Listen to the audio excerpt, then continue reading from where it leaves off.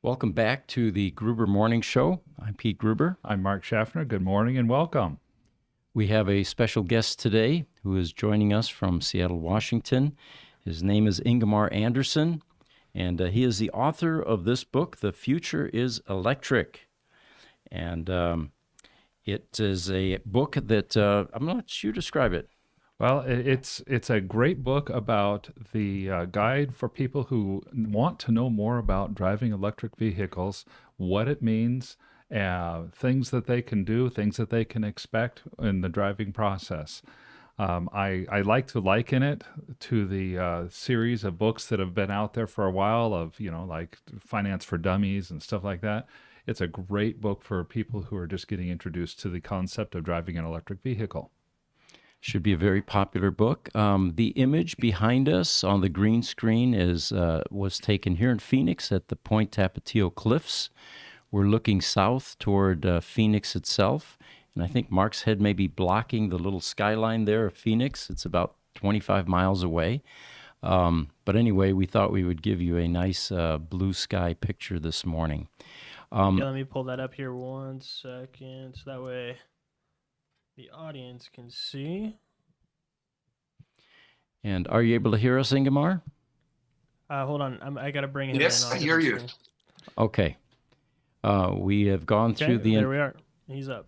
Okay, we have gone through the introduction. We talked about your book, and I guess we can launch right into the motivation behind a book like this, Ingemar. What prompted you to write a wonderful book like this?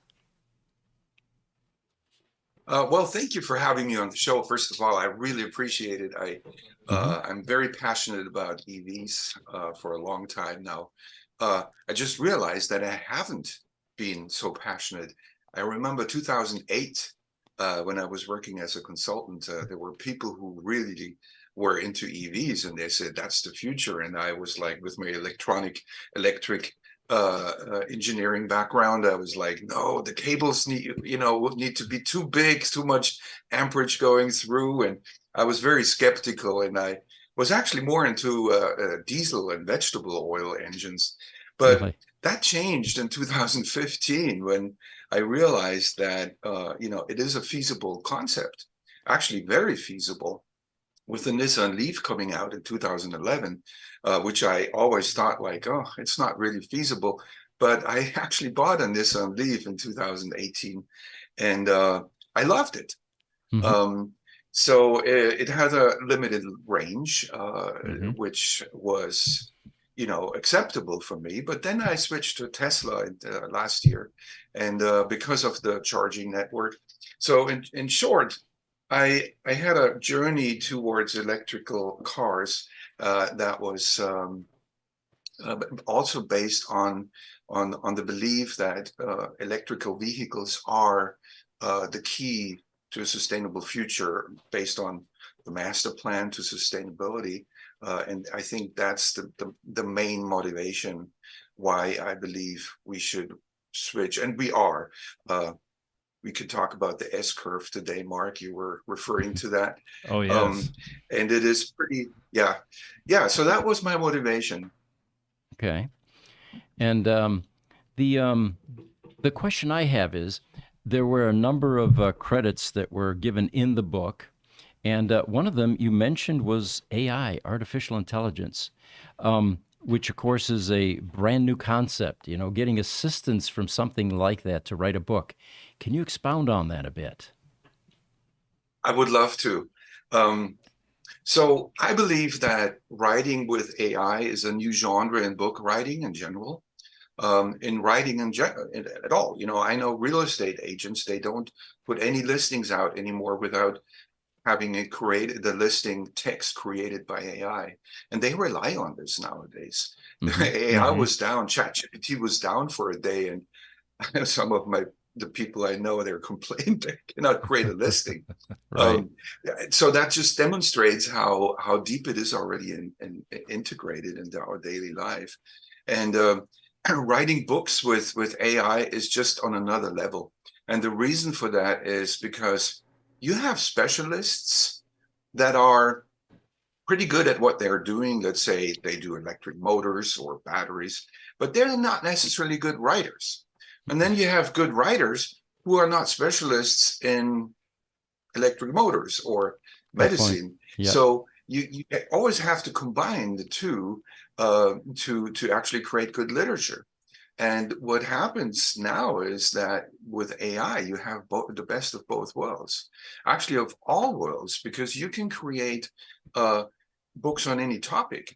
If you have a sense for literature, you can create books on any topic, basically. And ChatGPT 4, which I have used for this book, is so intelligent that it can actually draw from very, very high sophisticated topics. I mean, you name it, and bring references to other authors that wrote about that and other books that have been written that you would have never discovered by yourself. So the quality of books that can be generated by AI is just astonishing on a completely different level. And I want to add something also about the copyright question, the USPO, the U.S. Office of Copyright Office is struggling right now with how they should treat books written with AI in terms of copyright. That's an interesting topic, and I don't know how this will end. In my book, it says copyright Ingemar Anderson, and you can always claim the copyright as an author, however you created this piece of work, as long as it's not infringed or public domain. So that's what it is. It's a new genre. It's a new era of writing in general, and I'm proud of how I was able to create a book that makes sense for people and helps people a lot, discovering this new field of electric vehicles. There's a lot to learn about. The switch to electric vehicles is in one way it's easy, you just drive, but there's a lot of nicks and knacks that you have to figure out over, like, how do I charge, how much do I charge it, when do I charge it, where are the superchargers or the fast chargers, and if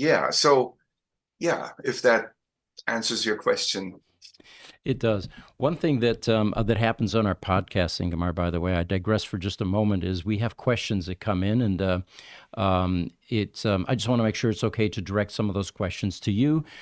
We also ask the audience to let us know where you're coming in from. We get an international audience. And, the other day, for example, I was looking at our YouTube penetration and where the audience was coming from. And I found it interesting that Germany was actually one of the ones that was represented there.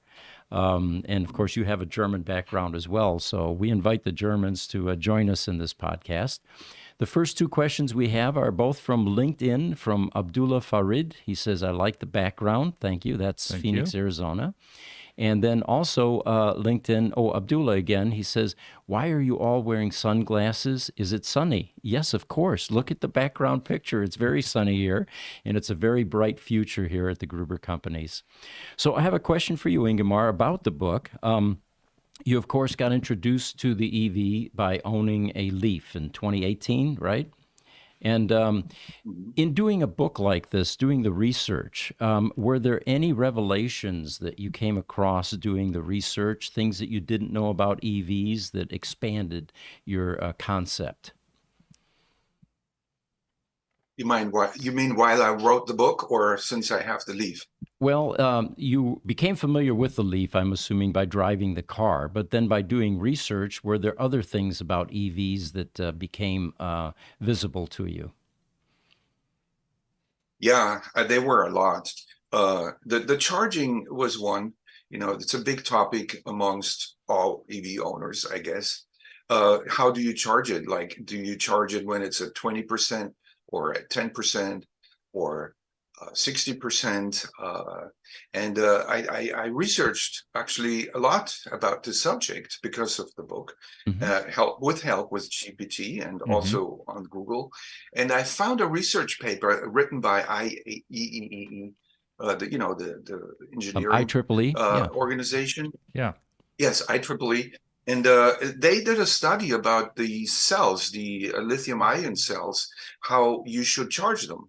And they came to the conclusion that you charge between 65 and 80%, which I don't know if you can verify that.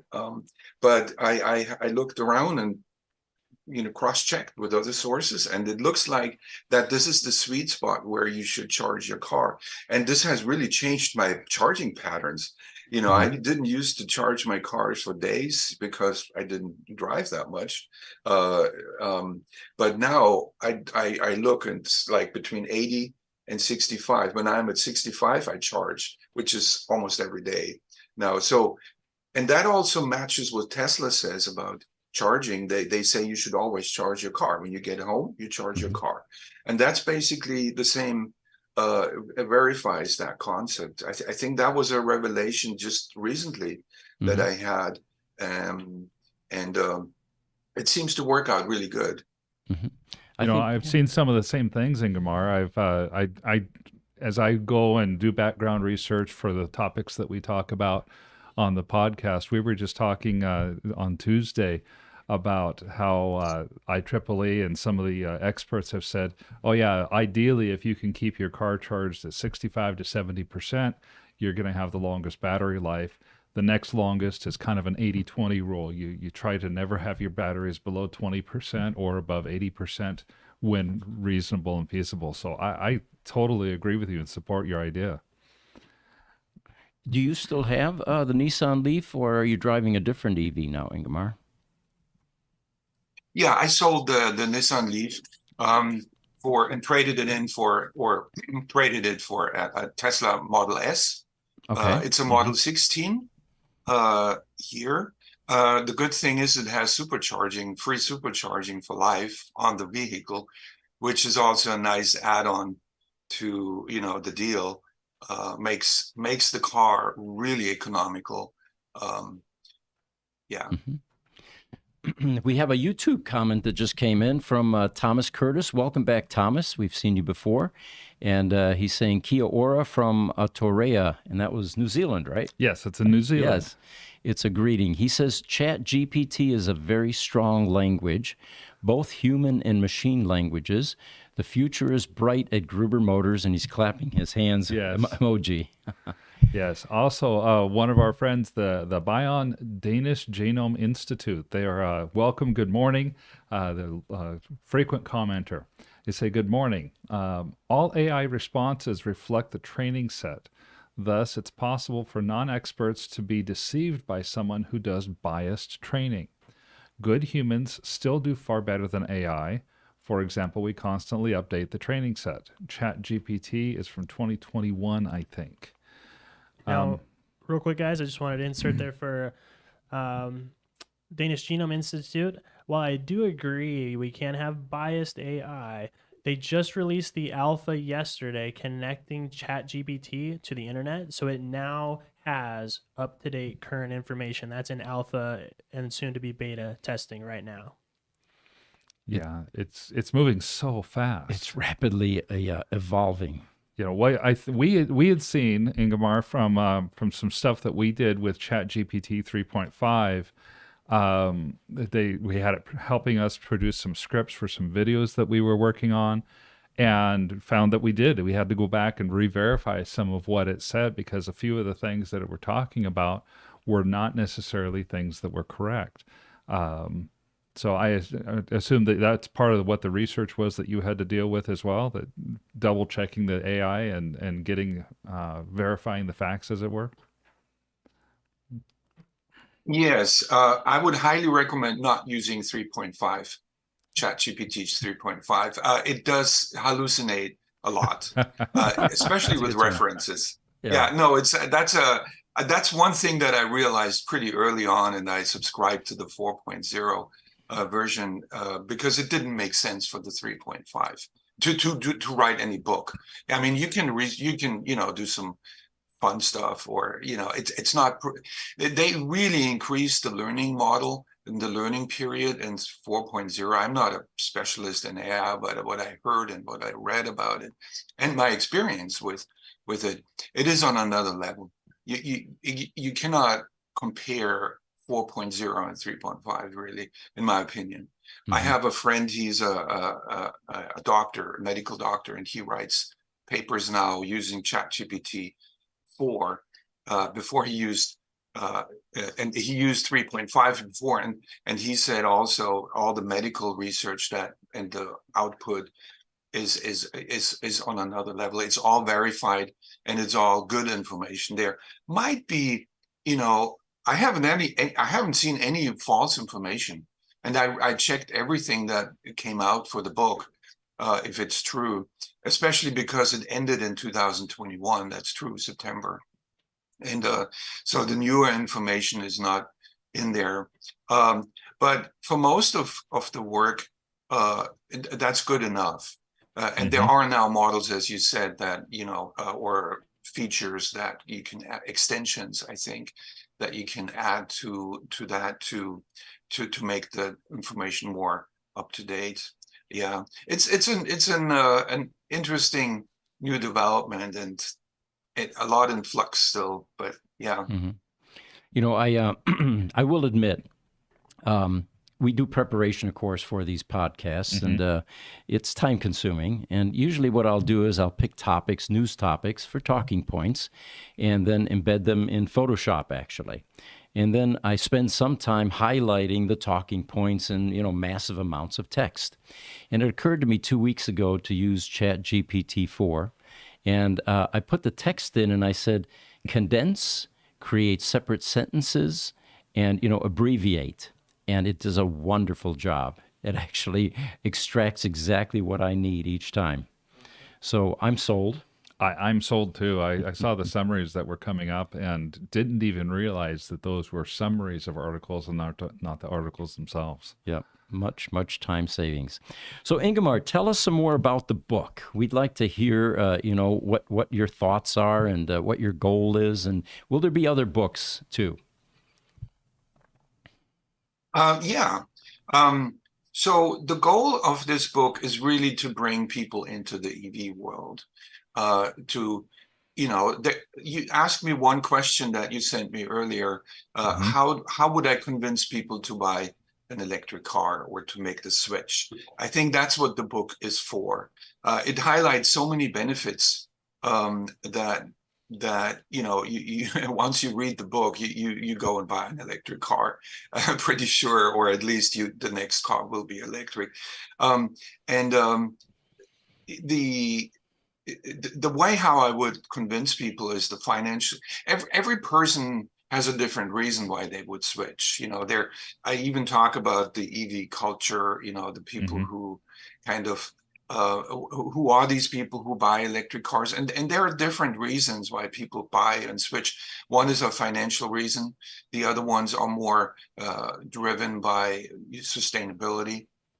The other ones are driven by, features, because an electric car has so many more features and electronic in it. Others are like the driving style. It's quiet. It's very performant. It can, accelerate very fast. So it touches on all of that in the book, and tries to cater to every kind of type of person.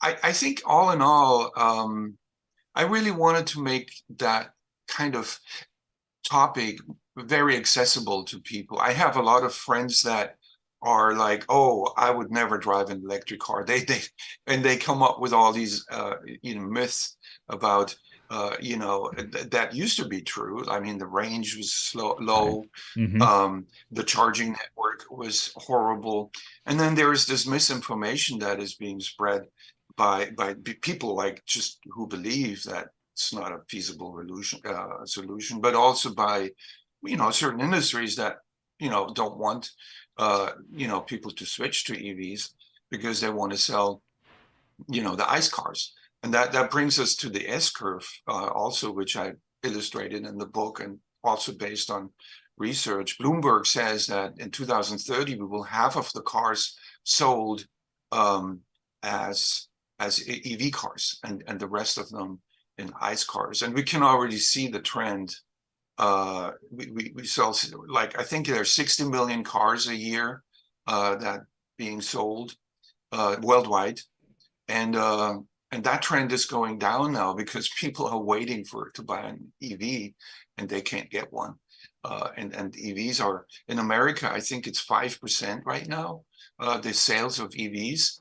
And when I read studies that say when countries reach 5% of EV sale, then Norway went that path, for example, and then it's really going up very steep after that, because there is kind of this tipping point where people, believe that this is a trend that is sustainable. You had mentioned that in your book. Actually, you talk about something called an S curve. That it seems like that tipping point type of thing.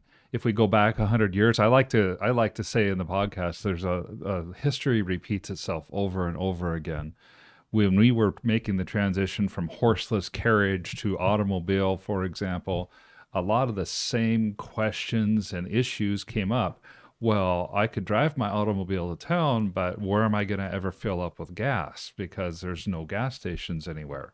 Now it says I could take my EV out, but there's no charging stations anywhere. Well, the infrastructure is being built. Where do you think we're at right now on that S curve for the adoption? And talk to the audience a little bit more what that S curve would stand for. Yeah, so the S curve is a phenomenon in the distribution or the implementation and saturation of a new technology that happened, with the horses. It happened exactly 100 years ago, where people, switched to cars. I mean, not necessarily gas cars. There was also a period where we actually had 90% electric cars on the road in the early 1900s. And that's really funny that history repeats itself. Yeah. So, but then the gas and the range was the problem then, and then the gas car came along, and the discovery of oil fields, and then the gas engine was already developed in the late 1800s.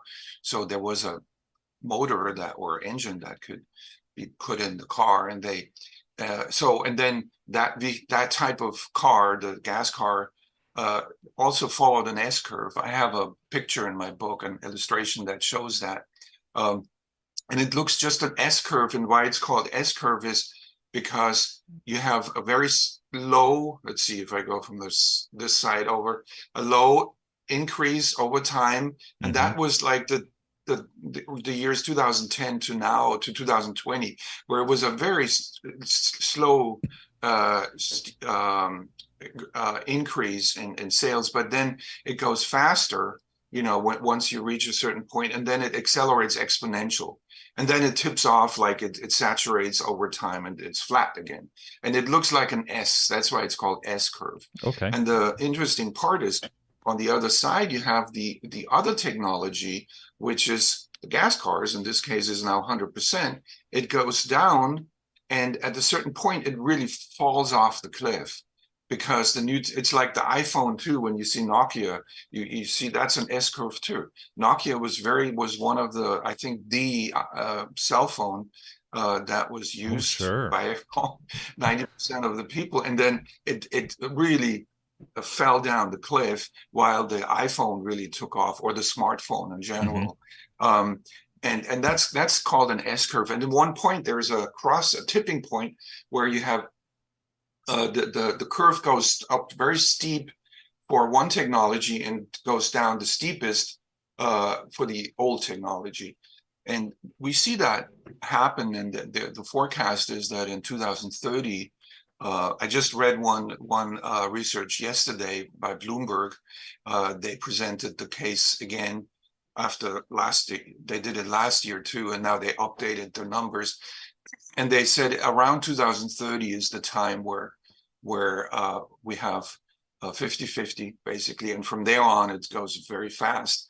So there are people who are very concerned about that because the automotive industry is very important, especially in Germany.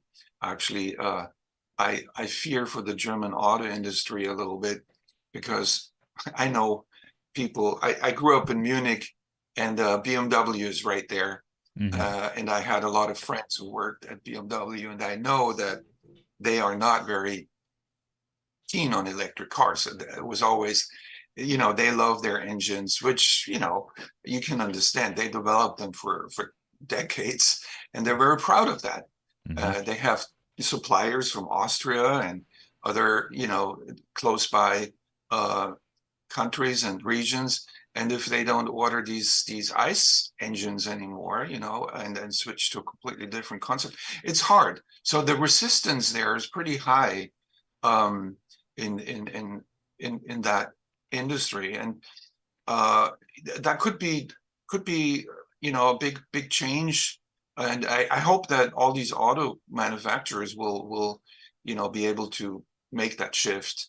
It's a huge investment. I mean, it's billions and billions of dollars. Mostly they have to create a new factory, to really make electric cars versus ICE cars. And I think that's the key, that, economically and socially, that people, that, that the impact is not too negative. But it will happen. That's kind of acknowledged fact, I think, in the industry. I have worked in the automotive industry as a consultant, so I kind of have a feeling, how what's going on there. Sure. Yeah, you're right. I think the Germans would warm up to the mechanical technology more than EVs, because the evolution of the ICE engine, of course, is a long one. It's well over 100 years, and but what has been produced most recently are some exquisite examples of mechanical masterpieces. You take your 12-cylinder Lamborghini engines, for example. So it's going to be tough to retire that technology because it had evolved so nicely. But at the same time, it creates an enormous impact on this planet. And it's time to get those fossil fuel burners off the road in order to continue to survive as a species on this planet, I think so. We have a couple more questions that have come in. I'm going to start first from YouTube. Trucker Alistair, one of our regular contributors, he says, some battery experts say it's not always good to keep it charged to full and to stand over a long period of time due to chemical changes in the battery. What are your thoughts on this? And he says, you guys all rock. Well, yeah, Trucker, welcome back. There are a number of different battery chemistries, and each one of those has their unique specialties or requirements. The most common one right now still is the standard lithium-ion type battery, and the 80% charge or so is the preferred method. You don't want to range charge or do a full charge on lithium-ion. It does decline its health over a period of time. And rapid charging, DC charging, for example, the superchargers, those are best reserved for the emergencies or when you're going on trips. To do a steady diet of that on a daily basis will degrade the battery. Now, having said that, though, there's so many new battery technologies coming out almost monthly. We've been talking about that in our podcast. We have aqueous technology. There's, of course, LFP, which has been around a while. Then we have sodium-ion batteries, and then the graphene batteries. What's exciting is living in this time period and with the strong financial incentives to come up with better solutions and innovate. This, of course, is what drives innovation, and we have so many great examples of new technologies coming online. And this is usually the point, Ingemar, when Jesse chimes in and says what the real future is. Go ahead, Jesse. The real future is nuclear fusion. We had to insert that. Absolutely. Right. It's on its way. And there's a question coming up about will ChatGPT improve human intelligence? And it will, and it's going to help us achieve things like fusion much faster than we would have otherwise. Good point. Good point. Yes. Of all these different battery technologies, you just mentioned a lot of them, Pete. We have the M3P from Cathol. We have the solid state, the sodium ion batteries. Volkswagen and is in partnership with a German, is in partnership with a Chinese car manufacturer for that. They have a car out in the marketplace now, and Cathol also has sodium ion batteries going out. So Ingemar, what of these technologies have you heard of, and what are some of the technologies that are coming up that excite you the most? Good question. I thought about the battery, and you guys are the specialists on that. Battery, that's what you do mostly, I guess. Battery improvement, and I was impressed by the way, by how you take the batteries apart and fix the cells. Oh yeah. I think that your service is one of the most important service going forward, because batteries are the crucial element in electric cars, and it's like the engine. I would say the motor in an electric car is not even, the most important part. The most important part is the battery. It's like the engine itself, even though it's a completely different, thing, Sure. but so there's as you say, there's a lot of development in the battery going on, and that my hope is that, with my electrical engineering background, I have an idea about different types of batteries, and I read on it a lot, and there's some mentioned in the book, but as I see is that there's a lot to go in the battery research area, because Bill Gates one day said in his book, by the way, How to Avoid Climate Disaster.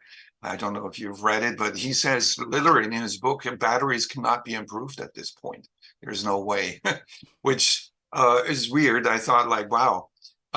But I don't believe that. I think there's a long way to go with batteries, and there's new technologies. Fusion was mentioned before. Maybe there's something. I think we will discover technologies, especially with AI now, where the speed of research is so much faster than before. I've seen it in the book, that I wrote. You can write books within 2 weeks now, and really good books that really make a difference. In the past, it's a weird thing to compare that with batteries, but I think the same thing will happen in the battery world. We will see batteries that are on a completely different concept, probably, but that we haven't thought about. So yeah, and I believe we will have 1,000, 2,000 mile range cars very soon. Maybe not in 10 years, but in 20, whatever that kind of energy storage is going to be. So, and I think it's going to be definitely electric.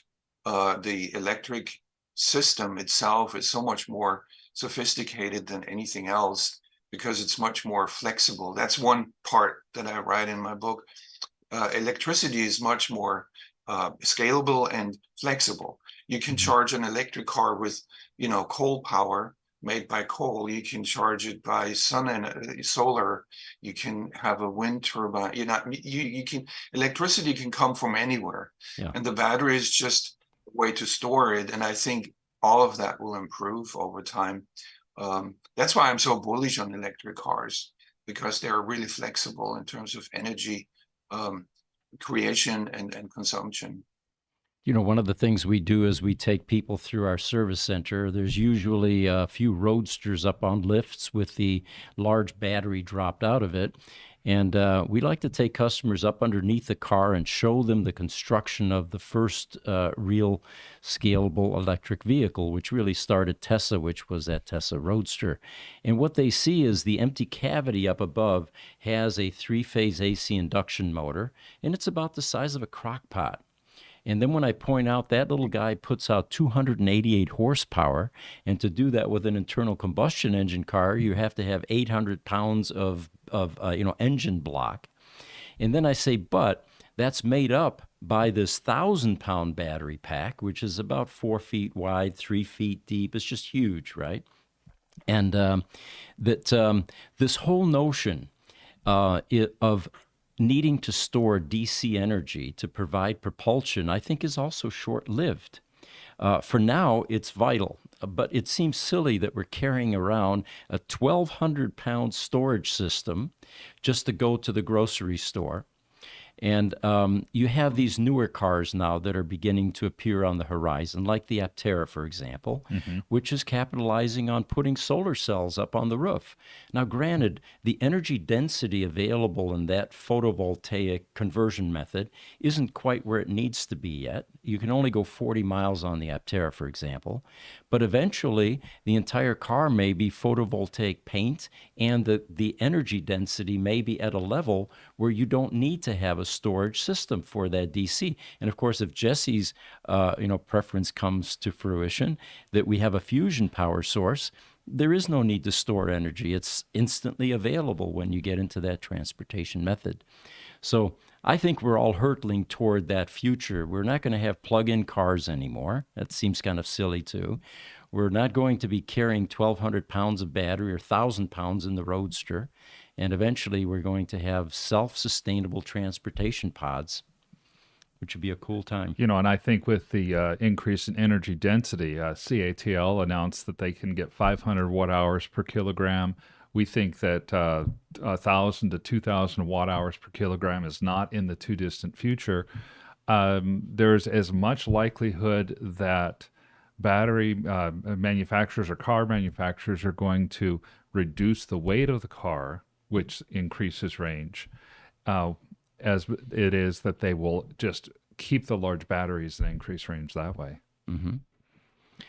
Sandy Munro was on our podcast about a month and a half ago or so, and just prior to that, he had mentioned this new company called Amprius, which is making a battery that has 1,000 watt hour per kilogram battery. Right. And he wisely pointed out, well, rather than try to get a car that'll go over 1,000 miles, why don't we just take that increase in performance and cut the battery in half and have half the weight? Now, of course, that translates into a performance boost, which most people nowadays are enjoying with their electric vehicles. That 0 to 60 just keeps getting lower and lower. Yeah. By the way, what do you think of that, Ingemar? I mean, we're down below 3 seconds now, 0 to 60 times. Where will it all end, and is this really as important as it appears to be? Well, people like accelerating, in the car. I do. It is also very useful when you want to pass somebody, for racing. Have you guys been on the Nürburgring in Germany? I haven't, but yeah, that's on my bucket list, by the way, Ingemar. Yes. Have you? Mine too. I haven't either, but that's kind of fun. You like to have fun with your car, and sure, I mean, reducing the weight of the battery, I think that's a key development that probably will happen, and also the range thing. So absolutely, what's the record? 1.8 seconds to get to 60. That's which car? One of the race cars is, I don't know. I think the record for production car right now is the Lucid Sapphire, which I think is like 1.89 or something like that. Yeah. And, I don't know if you've experienced those kind of 0 to 60 times, Ingemar, but Sunday mornings I like to go get my coffee at Starbucks and some donuts, and I haven't eaten breakfast yet. And in my P90D Ludicrous, which has a 0 to 60 in 2.8 seconds, I would get queasy when I launched that thing. There was a nice stretch around my house where you could do that safely. Yes. I have to point that out, right? Safely. But I have no idea what it would be like under 2 seconds. You're pulling G's at that point, and I would be concerned that some people may black out from that kind of a shift in propulsion, It's possible. Safety issues. We have a lot of questions that have come in. Let's go ahead and try to get to some of these. Start off with LinkedIn from Saqib Hussein. It's a question to you, Pete. Sir, what do you think which is better, USS or camera-based detection? And what do you think about lithium? I have to admit, Saqib, I don't know either of those, USS or camera-based detection or what lithium is. But what we typically do is we'll research I that. was going to say I have some You info have on some. that. All right. Yeah. You want me to? Absolutely. Yeah. Please jump in, Jesse. So I'm pulling this from the Tesla Vision Update website, but there's a couple of key things that they mentioned because this is a big issue where should we use camera detection, the same system that they use for their autopilot and full self-driving, or should they keep the ultrasonic sensors inside? People are concerned that without sensors, it's not going to work properly. Well, it's actually the opposite. The camera allows for quite a bit of things that you can't do with sensors. One of the main things, for example, is telling the difference between objects. An ultrasonic sensor is just going to tell you that there's an object there. It's not going to tell you what that object is. With a camera and AI, you can actually determine what those objects are and react to them differently, right? So that's pretty important. In addition to that, they say that they have maintained or improved their safety ratings in the Model 3s and Model Ys. So they haven't seen any kind of issue with safety. It's actually improved in most cases. And then also the other thing is it says because of the camera system, the ultrasonic sensors are limited in how far out they can report back. The camera actually allows for a much longer range of detection than the ultrasonic sensors. So as far as the research that I've done and what they have on the Tesla Vision Update website, it seems that the camera system is actually much, much more advanced and much better. Thank you, Great. Jesse. Thank you so much, Jesse. And, we're going to have a follow-up question from Saqib Hussein as well. He discloses to us, I'm also a Tesla technician, and as a technician, I've experienced that Tesla has to work on their battery pack because I think it is not secure and they have to work on the thermal coolant system, especially in Model 3 and Y. What do you think? This is going to be mainly a question for you, Pete, I think. Well, and again, what we have to point out at this point is we don't see too many cars that are still under warranty, and that's where the Model 3 and the Model Y comes in. We see the first generation Teslas. The Model S is, a lot of those are coming off warranty, so we're much more versed with that. But yeah, so that would be my best answer at this point. I think that's very much true. Thomas Curtis is also added in talking about artificial intelligence. Love his comment. He says AI can assist charging based on the health of each cell. And we've been waiting for the technology to improve so that every cell can be monitored. Remember, in a Tesla Roadster, you have 6,831. In a average Model S, you've got 7,104. To put a monitoring method on that many cells becomes really cost prohibitive. So what they tend to do is create what they call bricks, which are clusters of parallel connected cells. And that's much more manageable. In a Roadster, for example, you have 99 bricks. The problem occurs is when you connect batteries in parallel, they all look the same. Right. So if you get one resistive cell, it's very difficult to isolate that. But I think the future definitely, as long as we continue with batteries, eventually will be point-to-point or single-point failure type monitoring on each cell. And you're right, AI would definitely be able to help with that. Sure. Then when we have a cell that starts to go resistive, the AI simply turns off that cell. It might not even report to you as a driver that you have 7,102 cells now instead of 7,104 or something like that. On YouTube, Grace Hopper's Crunch. We'll need a little bit of context, Richard, I think, on this. She's saying that he is like number 4. They're the 4th person to like our video today. Oh, okay. And they say that they're coming in late. They're catching up from minus 30 minutes, so they're a little behind. And they're just saying to hit that thumbs up. They're giving us a little promo. Well, thank you. you. Yes. Thank you. And of course, you can always watch these podcasts after the fact. We post them on our YouTube site under live section. And we tend to get a lot of traffic even after they've aired. So, yes, they do. YouTube, Little Stinker has an interesting comment here for us. And Ingemar, I'd like to hear your take on this one. The U.S. is huge and mostly rural. Even in major metro areas, level 3 chargers are rare. Until high-speed chargers are as common as fuel pumps across the country, buyers will be hesitant to buy EVs. What would you say to that? But that's one of the biggest concerns people have. Absolutely. However, and unfortunately, I have to make the distinction between Tesla and other EV Hmm. manufacturer. Unfortunately, the other EVs don't have that charging network. And having driven a Nissan before the Tesla, I know the difference between the supercharging network and the Electrify America network, for example. Um, it is when Tesla makes sure that I went from Seattle to Las Vegas just in December, and I used the supercharger network, and it's no problem at all to drive long distances. And I was just trying to drive up to North Washington on the Canadian border, and there's absolutely no charger very far. So when I go to this one town that has the last charger up, I forgot the name of the town, and then in the mountains to my destination, to a little cabin, I had to charge at the cabin to go actually even back. So that's a rare occasion where I cannot get to a destination. But who drives to a mountain cabin every day? Right. But other than that, you can drive everywhere in the United States on all roads, as far as I discovered and studied the networks.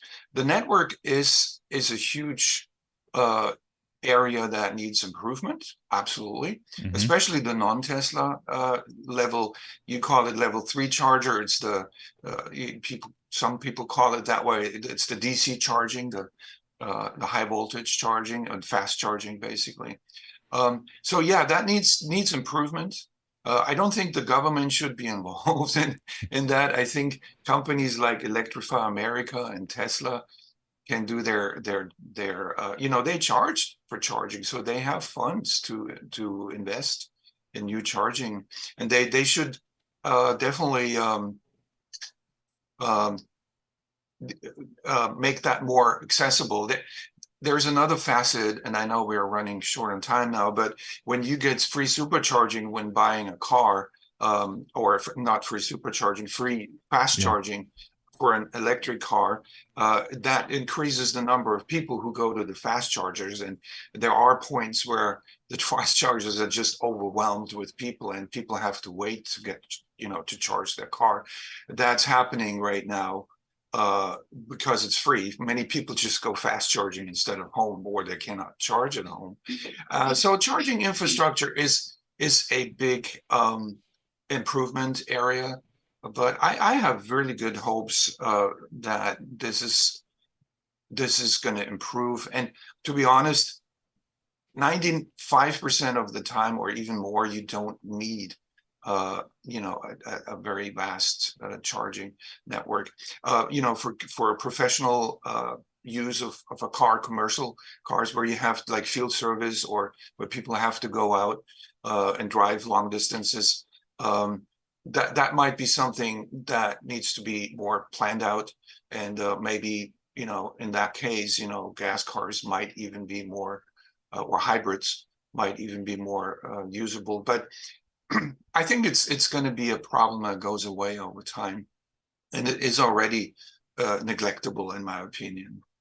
One of the things that you mentioned that I think is really true, and Pete, I think you would agree too. The ability for people to charge at home is the ultimate game changer. With Oh gasoline, yeah. you have to have a gas station put up somewhere, all the environmental concerns, hundreds of thousands or millions of dollars worth of capital for somebody to put a level 2 or 220-volt charger in their house. $1,500 and a plug. Yeah. And if their laundry room happens to be somewhat close to the garage, then they simply can get something like a splitter. Whether you do what I would not recommend is the RV style splitter. You can get those for $60 or so, or you can get smart splitters now. There's a place called NeoCharge that has a smart splitter that will both regulate current and regulate priority for the plugs. Mhm. Um, So a lot of people don't realize that they probably have that level 2 charging infrastructure already there at home. Mhm. And like you say, Ingemar, 95% of the time to 99% of the time, you're not going on long trips. You're going to the grocery store and taking the kids to school and driving to and from work, and that's about it. One of the biggest game changers for me was when I got my Tesla Roadster was um, I was able to drive home at night, plug in the car, and by morning I had a full tank of gas every single time. And if you have Hmm. solar on your home, it reduces that cost enormously even further. And, as I would drive to work, I would look at that QT gas station on the way to work and I'd say, I'm not doing that anymore, and getting the sticker stock. About just a few months ago, I was driving one of our company vehicles. I forget what the reason was. I was picking something up and it was low on gas. So I went to the gas station and I got done and I thought, that was almost $80. And I was doing that once a week. Yeah.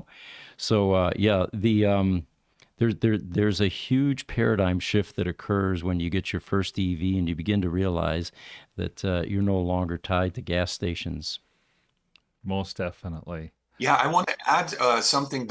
I think a home charging is one of the other obstacles that people think they cannot overcome.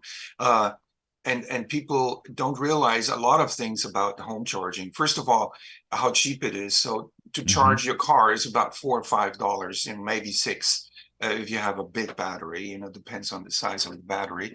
Mhm. So that's already like really a big benefit to get full charge for that kind of money.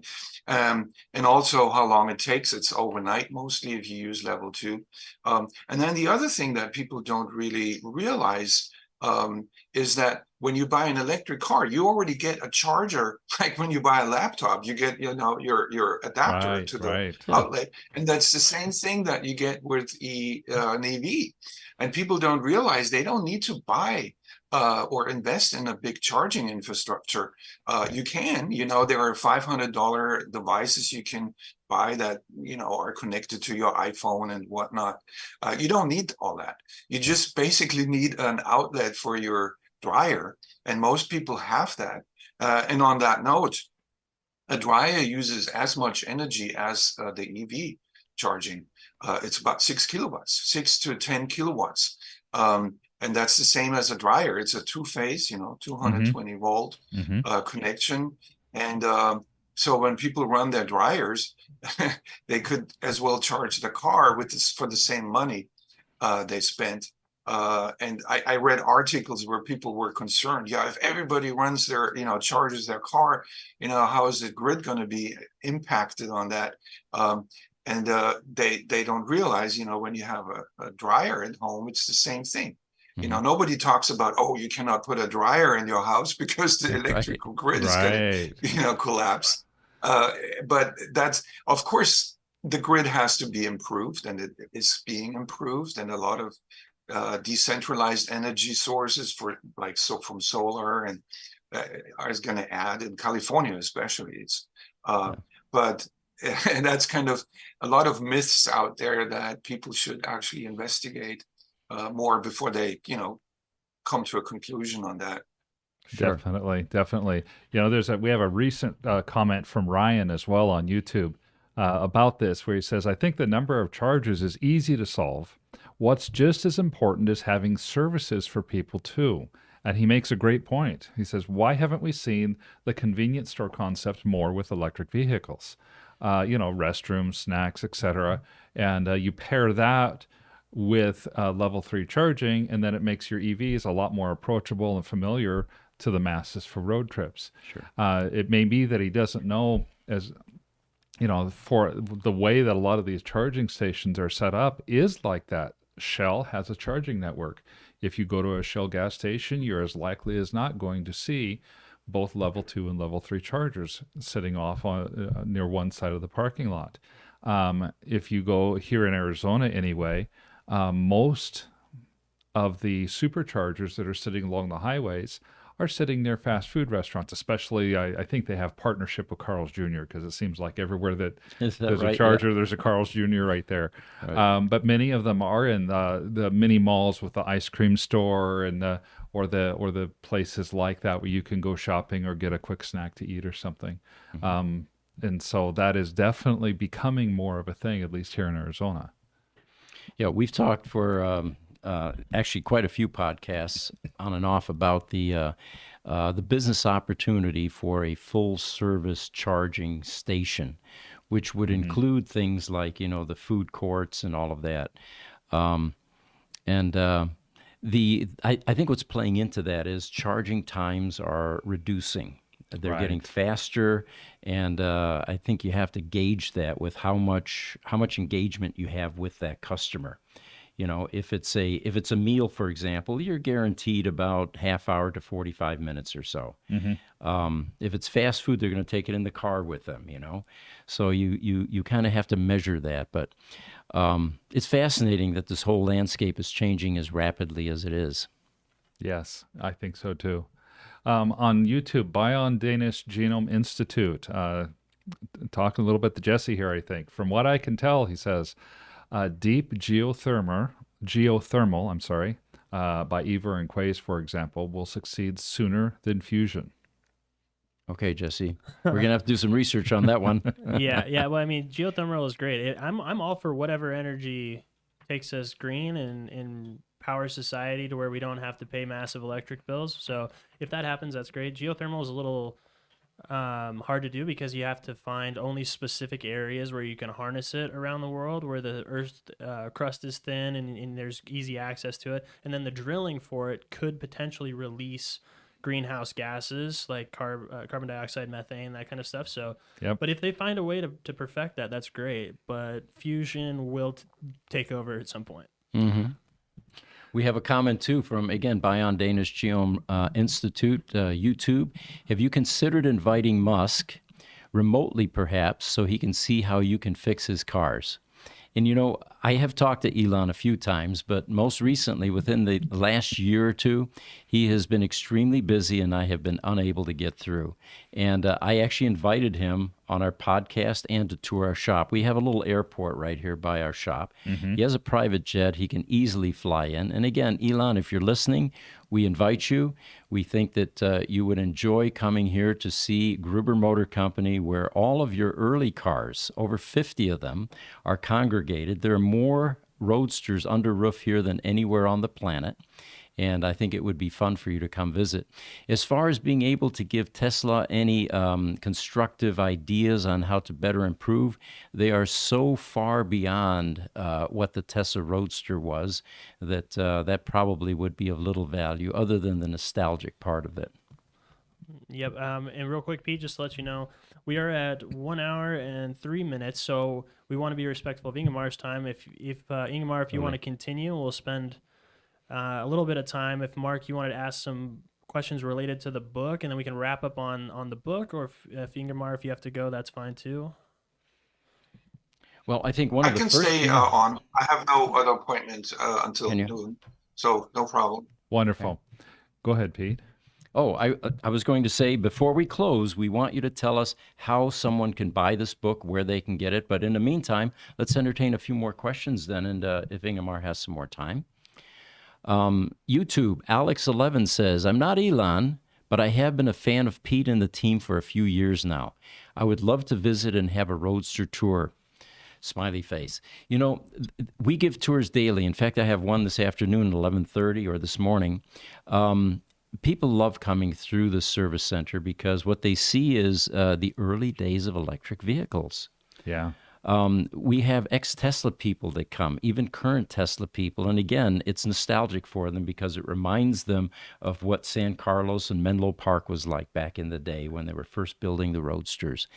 Anyone out there, we invite you to come visit. It's about a 15-minute 20-minute tour or so, and we take you through the whole process, showing you how we repair the electronics in our electronics lab, how the batteries get repaired, and what it all looks like from the inside out. Yeah, and we've even had Tesla technicians come back and say, "Wow, this this reminds us of the older places because it's so clean and it's so bright. And I haven't been in the more current service centers, so I wouldn't know. The first thing we do when people come in, by the way, Ingemar, is they come to an auto shop expecting to, have it look and feel a certain way. When they come in, the first thing we do is take them in an electronics lab full of test equipment and measuring equipment and oscilloscopes and signal generators and power supplies and electronic boards and circuit boards all over and equipment to remove components. And it's really, that's where the paradigm shift starts. These are really computers on wheels. These are no longer mechanical machines as they were in the last century. Yep. Biogenome Genome Institute. First, I'm going to have their comment back to Jesse since it's a little more current. To the tech support, I think that's you, Jesse. Geothermal no longer requires easy access to faults with heat. Ooh, okay. Sounds like I do need to do some research. If you have any company names or anything you want to throw in the chat, go ahead. We'll do some research on it. And then they also tell us the current issue with Amprius is cost and low lifespan. Only about 250 cycles on the Amprius battery. Of course, that may get fixed over time. We've been waiting for the Munro team to continue their analysis of that company. They actually went and visited them recently. And so if you're familiar with Munro Live, I would suggest keeping an eye on their videos because they're very much sold on this technology and this company. Yeah. Right. And Mark, did you have any other questions for Ingemar? I know you had been talking to him via email, or if not, I'm going to pull up some places where they can buy the book and stuff. Why don't you go ahead and pull up those places? Because we've actually gone through all the topics that I had on the questions, which were, talking about the S-curve and the new battery technologies, what excites you. And we've already talked about speaking to somebody who doesn't have an EV and how you convince them of doing that. And this book is the way to convince them. So Jesse, why don't you tell us how to what you've got? Yeah, so I'll pull up, this looks like Ingemar's website that you can buy it. And I think when you click this, it links over to Amazon. You can grab it here on Amazon, or you can, looks like, grab it on Barnes & Noble as well. So you were saying, Ingemar, there's already some volume. People are already buying the book. What stores Yeah, are they I getting already it from? I saw the numbers go up. Yeah. Thank you for helping with that. I think you help a lot of people that want to buy an electric car and they're not sure. Yeah. So it's awesome. It's Ingemar-Anderson.com where you can read more about this book. And I already started another book about AI, actually. It's more like a story, like a novel, and it illustrates how AI can help in the future with humanity. It is all fiction, but I had fun with it. You can look at that and get a review copy actually on the website as well. Yeah. Excellent. Oh, that's wonderful. We are also taking that direction. We'll have a video coming out here this week, I believe. Yeah, we have a couple of AI videos that we're working on. Yep. It's a fun topic, and it's the new shiny thing on this planet. If you've noticed, everybody's excited about it, concerned about it, terrified. You can lump all those emotions into one bag, and that's what AI is currently generating. All right, so I guess we're going to wrap at this point then, unless we have anything else, guys. I think so. Okay. I think that's it. Yeah, we can. If you want to show the book one more time, then we'll wrap. And then, as I was mentioning, Ingemar yesterday, we'll have short clips from this podcast and do other promotions. And we highly recommend the book. Thank you, Ingemar, so much for the time that you spent. Yeah, thank you for joining us, and our audience. Thank you for being there. And any final questions you may have, feel free to email them to us. Our podcasts are Tuesday, Wednesday, and Thursday. And next week we have another special guest from Germany as well, Ingemar. It's Konrad Buck. He's in Kassel, Germany, which apparently has a racetrack that it's 100 years old or more, and it's a famous place. It's pretty flat up there. But he's going to be joining us, and he's a passionate Tesla repair organization, very much into roadsters as well. So That one will be worth viewing. Maybe We'll that will have be him. the next German first non-Tesla repair service station in Germany. That Yep, would be yep, too Yes. cool. yep, exactly. So anyway, one final comment from Little Stinker. It looks like he says, "Great show, great guest. Thanks." And again, we appreciate all of you joining us. And Ingemar, thank you for being that special guest today. Thank you very much. We'll see you I next appreciate week. it. Thank you. Take care.